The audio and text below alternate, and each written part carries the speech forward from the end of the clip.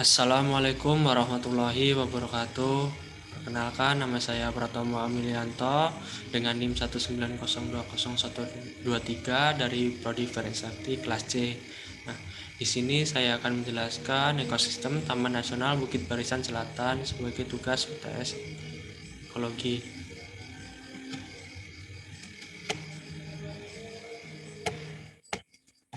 Yang pertama adalah letak geografis. Taman Nasional Bukit Barisan Selatan ditetapkan oleh Menteri Kehutanan sebagai Taman Nasional pada tahun 1982 dengan luas 365.000 hektar. Terletak di Kabupaten Tanggamus dan Kabupaten Lampung Barat, Provinsi Lampung, dan Kabupaten Bengkulu Selatan, Provinsi Bengkulu. Dengan temperatur udara antara 20 derajat sampai 28 derajat Celcius, serta curah hujan tahunan berkisaran 1.000 sampai 4.000 mm per tahun dengan ketinggian tempat 0 sampai 1.964 mdpl. Secara geografis terletak pada 4 derajat 33 menit, 5 derajat 57 menit bintang selatan, 103 derajat 23 menit sampai 104 derajat 43 menit bujur timur. Lalu ada ekosistem Taman Nasional Bukit Barisan Selatan. Taman Nasional Bukit Barisan Selatan masuk ke dalam tipe ekosistem terestrial dan akuatik karena ekosistem yang terdapat di Taman Nasional ini terbilang sangat lengkap. Nah, tipe ekosistem penyusun Taman Nasional Bukit Barisan ini dibedakan menjadi hutan pantai, hutan hujan dataran rendah, hutan hujan bukit, hutan hujan pegunungan bawah, hutan hujan pegunungan tinggi, dan cagar alam laut.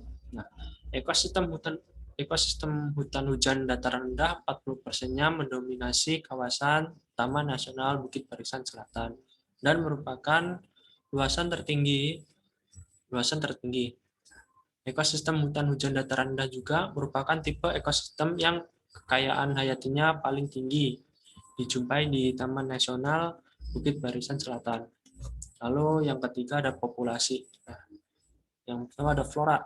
Secara umum telah teridentifikasi paling sedikit ada 514 jenis pohon jenis serta 126 jenis anggrek, 26 jenis rotan, 24 jenis liana, dan 15 jenis bambu yang hidup di Taman Nasional ini. Lalu berdasarkan data IMP, untuk tanaman obat telah teridentifikasi sebanyak 124 jenis yang tersebar di kawasan Taman Nasional Bukit Barisan Selatan. Kawasan Taman Nasional ini merupakan habitat bagi jenis-jenis tumbuhan berbunga unik dan langka, dan masih ada dalam proses evolusi, yaitu bunga rafflesia dan 2 buah jenis bunga bangkai masing-masing, Amorpholosus titanium dan Amorpholosus decullus. Tumbuhan lain yang menjadi ciri khas Taman Nasional ini adalah anggrek raksasa atau disebut anggrek tebu. Nah, berdasarkan hasil identifikasi terdapat 157 jenis tumbuhan di Taman Nasional Bukit Barisan Selatan yang dapat digunakan sebagai tanaman obat seperti pasak bumi. Ini ada beberapa gambar tanaman flora yang ada di kawasan Taman Nasional. Lalu yang kedua ada fauna. Nah, di fauna ini terdapat banyak sih, hampir seluruh jenis fauna khas Sumatera itu ada di Taman Nasional ini.